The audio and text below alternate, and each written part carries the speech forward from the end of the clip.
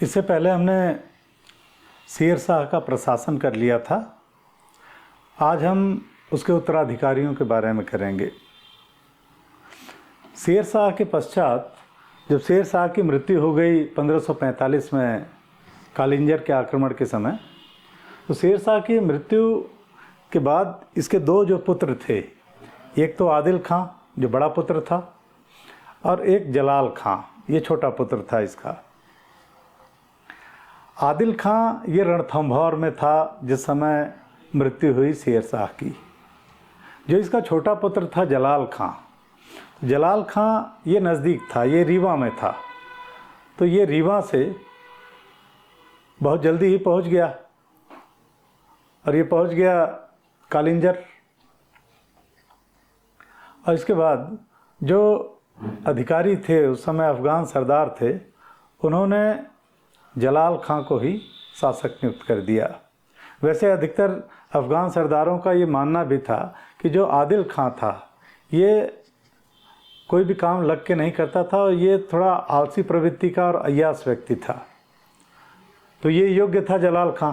तो जलाल खां को सरदारों ने शासक घोषित कर दिया और इस तरीके से जलाल खां 1545 में गद्दी पर बैठ गया इस्लाम शाह की उपाधि लेकर।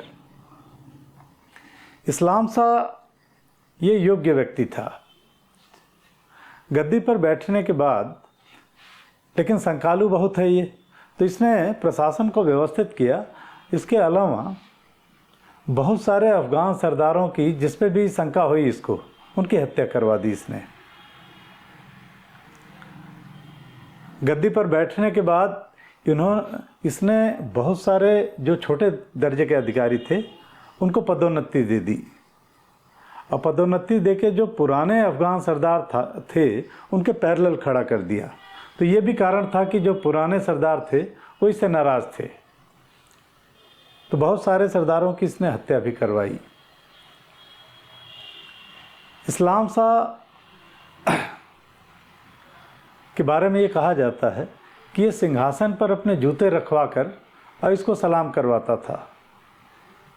तो सिंहासन पर अपने जूते रखवाता था, इस तरीके से ये खौफ पैदा करता था अपने अधिकारियों में। इस्लाम शाह बहुत समय तक शासन नहीं कर पाया, क्योंकि गद्दी पर बैठने के बाद आप देखेंगे कि 1553 में ही इसकी मृत्यु हो गई। इस्लाम शाह इसने उत्तर पश्चिम सीमा की सुरक्षा के लिए एक दुर्ग भी बनवाया था, मानकोट का दुर्ग। मानकोट का दुर्ग। और जब ये गद्दी पर बैठा तो ये बहुत नाराज़ था कीरत सिंह से भी, क्योंकि कालिंजर विजय के समय ही शेर शाह की मृत्यु हुई थी। तो इसने कीरत सिंह और उनके अनुयायियों की हत्या करवा दी थी। 1552 में इस्लाम शाह के पास ये कहा जाता है कि कामरान आया, क्योंकि 1545 में ही हुमायूं ने काबुल कंधार पर अधिकार कर लिया था। तो जो इसका भाई था कामरान, वो भाग के इस्लाम शाह के पास आया था, लेकिन इस्लाम शाह ने बेइज्जत करके भगा दिया कामरान को और कामरान की मदद करने से इनकार कर दिया। लेकिन जब तक इस्लाम शाह था जिंदा तो ये बहुत योग्य शासक है, क्योंकि हुमायूं ने प्रयास किया था 52 में भारत को जीतने का, लेकिन सिंध तक ही उसकी हुमायूं की सेनाएं आई, लेकिन इस्लाम शाह ने उनको पराजित कर दिया था, यानी भागना पड़ा था मुग़ल सेनाओं को। तो जब तक इस्लाम शाह जिंदा था तब तक हुमायूं भारत पर कब्जा नहीं कर पाया या भारत में नहीं प्रवेश कर पाया। इसलिए कहा भी जाता है कि अगर इस्लाम शाह की मृत्यु नहीं हुई होती 1553 में, तो शायद दोबारा हुमायूं मुग़ल वंश की स्थापना नहीं कर पाता। लेकिन 1553 में ये बीमार पड़ा, और बीमार पड़ा तो बीमारी के समय ही इसका एक साला था मुबारिज खां। तो मुबारिज खां और अन्य कई षड्यंत्रकारी थे, तो इन लोगों ने मिल के इसकी हत्या करने का प्रयास किया। हालांकि षड्यंत्र विफल हो गया, और षड्यंत्र जब विफल हो गया तो इस्लाम शाह ने गिरफ्तार करवाया सबको और गिरफ्तार करवाने के बाद सबको फांसी दे दी इसने। लेकिन जो इसका साला था मुबारिज खां, इसको इसने छोड़ दिया अपनी पत्नी के कहने पर। तो यहाँ पे इसने गलती की, अपने पत्नी की बात मानी इसने और साले को अपने छोड़ दिया। 1553 में ही इस्लाम शाह की मृत्यु हो गई। अब इस्लाम शाह की मृत्यु के बाद इसका लड़का फिरोज गद्दी पर बैठा। तो फिरोज ये गद्दी पर बैठा और ये मुश्किल से 12 साल का था इस समय, तो अल्पवयस्क था। तो इसका संरक्षक बना इसका मामा मुबारिज खां। तो मुबारिज खां इसका संरक्षक बना। अब ये जो मुबारिज खां है, इसने अपने भांजे की जल्दी ही हत्या कर दी और अपने भांजे की हत्या करके ये गद्दी पर बैठ गया। और गद्दी पर बैठने के बाद इसने आदिल शाह सूर की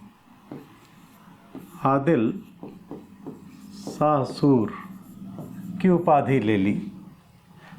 लेकिन इसके समय अराजकता फैल गई और ये मूर्ख टाइप का व्यक्ति भी था आदिल शाह सूर। तो इसको लोगों ने उपाधि दे दी अदाली की। अदाली मतलब मूर्ख। तो इसको अदाली की उपाधि दे दी। और जब ये गद्दी पर बैठा तो चारों तरफ अराजकता फैल रही थी। तो इसने एक बनिया था हेमू, जो कि इसका अधिकारी था। पहले ये रेवाड़ी का एक बनिया था, नमक बेचा करता था। तो इसने हेमू को सारी व्यवस्थाएं संभालने के लिए दे दिया और अपने ये अय्यासी में डूब गया। हेमू ने काफ़ी प्रयास किया कि व्यवस्थाओं को सुधारा जाए, लेकिन विद्रोह रुके नहीं। इसी समय एक आदिल शाह सूर का ही भतीजा था। आदिल शाह पूर्व की तरफ गया था विद्रोह दबाने के लिए। तभी इसका एक भतीजा था इब्राहिम सूर। इब्राहिम सूर ने दिल्ली आगरा पर कब्जा कर लिया। अब इब्राहिम सूर का कब्जा हो गया। इब्राहिम सूर का दिल्ली आगरा पर कब्जा हो गया। अब आदिल शाह सूर जो है ये पूर्व की तरफ है, तो ये वहीं पे रुक गया आदिल शाह सूर और पूर्व में ही जौनपुर तक ये शासन करता रहा, इधर ही संतुष्ट हो गया। अब दिल्ली पर 1553 में ही आप देखेंगे कि इब्राहिम सूर का शासन हो गया। तो एक तो आदिल शाह सूर शासक है, दूसरा हो गया इब्राहिम सूर जिसका दिल्ली आगरा पर कब्जा है। तो दो शासक हो गए। लेकिन इसी समय एक शेर शाह का भतीजा था अहमद खां, वो पंजाब में था। उसने इब्राहिम सूर पे अटैक कर दिया और इब्राहिम सूर को संभल की तरफ भगा दिया। तो इब्राहिम सूर को भगा के दिल्ली आगरा पर कब्जा कर लिया सिकंदर सूर ने। तो इस तरीके से सूर साम्राज्य में 3 शासक हो गए। सिकंदर सूर जिसका दिल्ली आगरा पर कब्जा है, इसके अलावा इब्राहिम सूर और आदिल शाह सूर। अब सिकंदर सूर दिल्ली का और आगरा का शासक बन गया। अब इसी समय जो भारत में राजनीतिक परिस्थितियां बदल रही थी, तो हुमायूं भी काबुल कंधार पे कब्जा कर चुका था। तो हुमायूं निगाह लगाए हुए था भारत की राजनीतिक परिस्थितियों पर। जब सिकंदर सूर गद्दी पर बैठ गया, तब हुमायूं ने भारत पर आक्रमण किया और 1555 में हुमायूं की सेनाएं अंदर प्रवेश कर गई और 1555 में मच्छीवाड़ा का युद्ध हुआ। मच्छीवाड़ा का जो युद्ध हुआ, इसमें सिकंदर सूर ने अपने सेनापति तातार खां को भेज दिया था। तातार खां पराजित हो गया और इस तरीके से मच्छीवाड़ा के युद्ध में हुमायूं विजयी रहा। अब एक बड़ी सेना लेकर सिकंदर सूर स्वयं हुमायूं का मुकाबला करने के लिए निकला और इसके बाद 1555 में ही सरहिंद का युद्ध हुआ।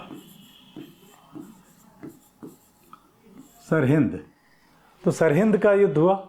इस युद्ध में सिकंदर सूर पराजित हो गया और इस तरीके से दिल्ली आगरा पर हुमायूं का कब्जा हो गया और एक बार पुनः जो है मुगल वंश की स्थापना हो गई। तो इस तरीके से यहाँ सूर वंश का अंत हो गया। अब सूर वंश के बाद हम देखेंगे कि हुमायूं प्रवास के दौरान हुमायूं की क्या स्थिति रही और किस तरीके से हुमायूं ने दोबारा भारत पर कब्जा किया। जब शेर शाह ने हुमायूं को भारत के बाहर भगा दिया 1540 में, जब बिलग्राम के युद्ध के बाद हम देखेंगे कि शेर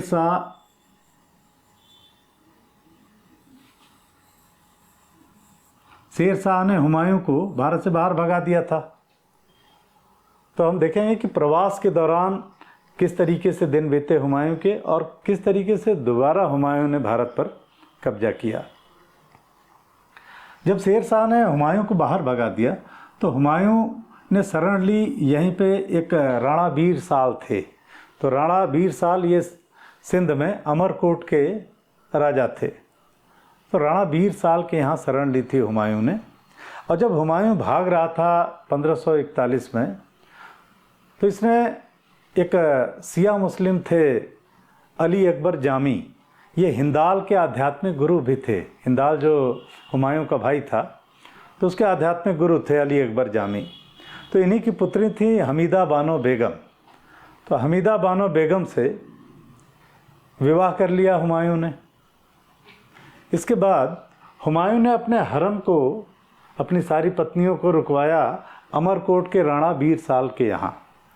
और अब हुमायूं प्रयास करने लगा कि सिंध वाले क्षेत्र से यहाँ से जाके काबुल कंधार पहुँचते हुए और ईरान पहुँचा जाए, क्योंकि जो हुमायूं का सहयोगी था बैरम खां, तो बैरम खां ने ये कहा था कि अगर, बैरम खां शिया मुस्लिम था, तो इसने ये कहा था कि अगर हम ईरान पहुँच जाएं तो ईरान का शासक शिया मुस्लिम था, तो ईरान के शाह से मदद लेकर और भारत को एक बार फिर से जीतने का प्रयास करेंगे।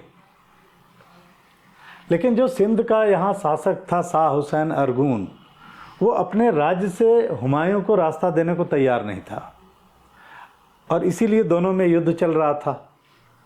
इसी समय युद्ध भूमि में ही 15 अक्टूबर 1542 हम देखेंगे कि राणा जो बीर साल थे, तो इनके महल में ही हमीदा बानो बेगम ने एक पुत्र को जन्म दिया और हुमायूं इस समय रणभूमि में था।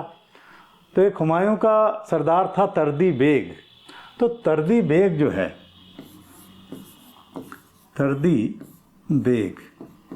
तर्दी बेग समाचार लेके गया युद्धभूमि में और इसने हुमायूं को बताया कि पुत्र रत्न की प्राप्ति हुई है।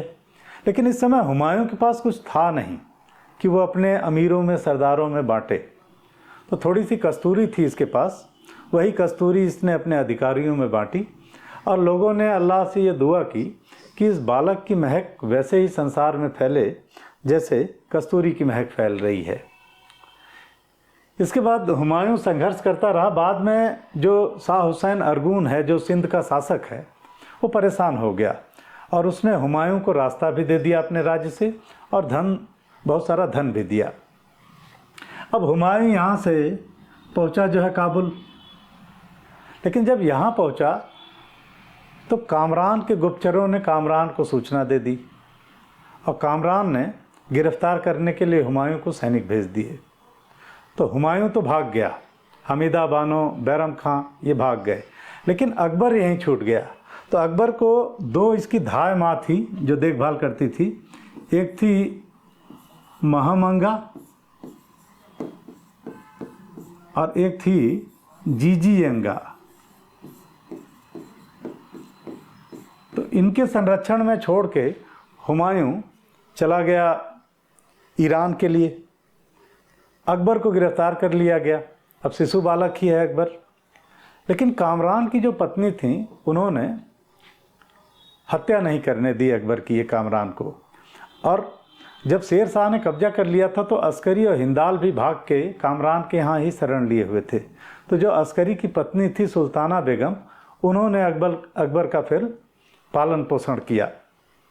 तो अकबर का पालन पोषण सुल्ताना बेगम ने किया और बाद में अकबर का पालन पोषण खानजादा बेगम ने भी किया था। तो इस तरीके से अकबर की एक तो 2 धाय माँ है, महामंगा और जिजीअंगा।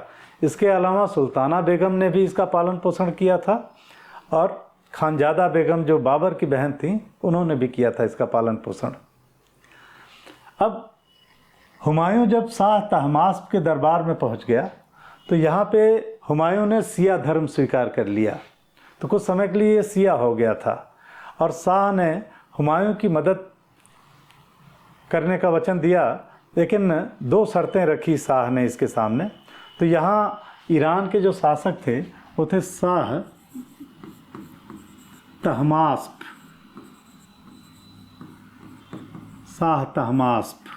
तो शाह तहमास्प ने 2 शर्तें रखी हुमायूं के सामने।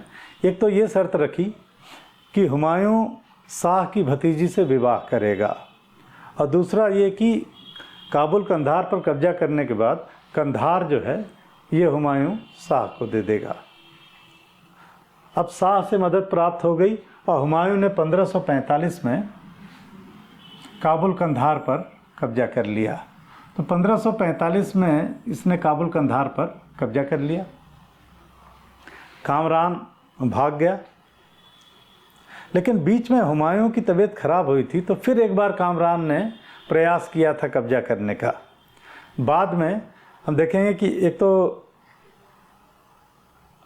हिंदाल इसकी तरफ से युद्ध करता हुआ मारा गया था, कामरान को गिरफ्तार कर लिया गया 52 में और हुमायूं ने इसको अंधा करवा दिया और अंधा करवा के इसको मक्का मदीना भेज दिया। तो इस तरीके से भाइयों से हुमायूं को छुटकारा मिल गया। अब हुमायूं ने निगाह लगाई भारत पे और इस समय भारत की राजनीतिक स्थितियां बहुत तेज़ी से बदल रही थी, क्योंकि 53 में इस्लाम शाह की मृत्यु हो गई और इस्लाम शाह की मृत्यु के बाद सूर साम्राज्य में अव्यवस्था फैल गई और यहाँ पहले आदिल शाह सूर गद्दी पर बैठा, लेकिन आदिल शाह सूर को हटाकर इब्राहिम सूर गद्दी पर बैठ गया था और इब्राहिम सूर के बाद सिकंदर सूर गद्दी पर बैठ गया था। अब हुमायूं ने आक्रमण किया और 1555 में मच्छीवाड़ा का युद्ध हुआ। मच्छीवाड़ा के युद्ध में हुमायूं ने तातार खां को, जो सेनापति था सिकंदर सूर का, इसको पराजित कर दिया। मच्छीवाड़ा के युद्ध के बाद फिर युद्ध हुआ अगला सरहिंद का युद्ध, जिसमें हुमायूं ने सिकंदर सूर को निर्णायक रूप से पराजित कर दिया और इस तरीके से दिल्ली आगरा पर हुमायूं का कब्जा हो गया और एक बार फिर से मुग़ल वंश की स्थापना हो गई। लेकिन हुमायूं बहुत दिन तक इसका सुख नहीं उठा पाया। 1555 में हुमायूं गद्दी पर बैठा और 1556 में ही हुमायूं ने एक इमारत बना रखी थी दिल्ली में, दीन पनाह, और दीन पनाह में एक पुस्तकालय था शेर मंडल। हुमायूं को पढ़ने का बड़ा शौक़ था तो इसलिए इसने ये पुस्तकालय बना रखा था। तो शेर मंडल की सीढ़ियों से ही हुमायूं उतर रहा था और उतरते ही समय वहीं से लड़खड़ा के गिर गया और गिर के इसकी सीढ़ियों से मृत्यु हो गई। तो 1556 में हुमायूं की मृत्यु हो गई। एक इतिहासकार हैं लेन पूल, तो लेन पूल ये कहते भी हैं कि हुमायूं को जब जब मौका मिला गिरने का तो चूका नहीं, गिर गया और जीवन भर लड़खड़ाता रहा और लड़खड़ा के ही गिर के इसकी मृत्यु हो गई। तो इस तरीके से 1556 में हुमायूं की मृत्यु हो गई। अगले लेक्चर में हम अकबर के बारे में चर्चा करेंगे।